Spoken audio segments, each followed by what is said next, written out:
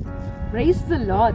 115 சங்கீதம் 11 வசனத்திலே, கர்த்தருக்கு பயப்படுகிறவர்களே கர்த்தரை நம்புங்கள், அவரே அவருக்கு துணையும் அவர்களுக்கு கேடகமாயிருக்கிறார் என்று சொல்லி வாசிக்கிறோம்.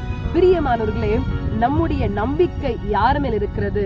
நாம் யாரை துணையாக கொண்டிருக்கிறோம்? நம்முடைய நம்பிக்கையினாலே நாம் எதை சம்பாதித்திருக்கிறோம்? ஒருவேளை உங்களுடைய கணவனையோ மனைவியையோ பிள்ளைகளையோ உறவினர்களையோ நண்பர்களையோ நீங்க நம்பலாம். அந்த காரியத்துல கண்டிப்பாக நமக்கு வெற்றி இருக்காது.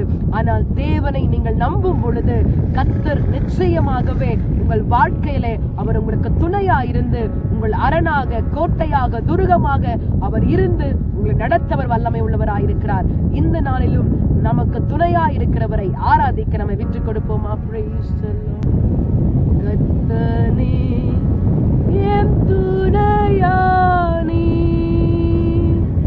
நித்தமும் என் நிழலானி, கர்த்தனே என் துணையானி. ஆமாண்டவரே, நீரே எங்களுக்கு துணையா இருந்து எங்களை நடத்த உங்களுடைய அன்பின் கரத்துல எங்களை விற்று கொடுக்கிறோம். நீர் ஆசீர்வதிங்க.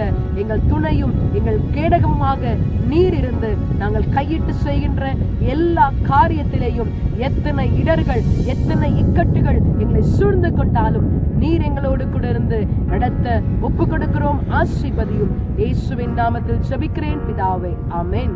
God bless you. Have a blessed day.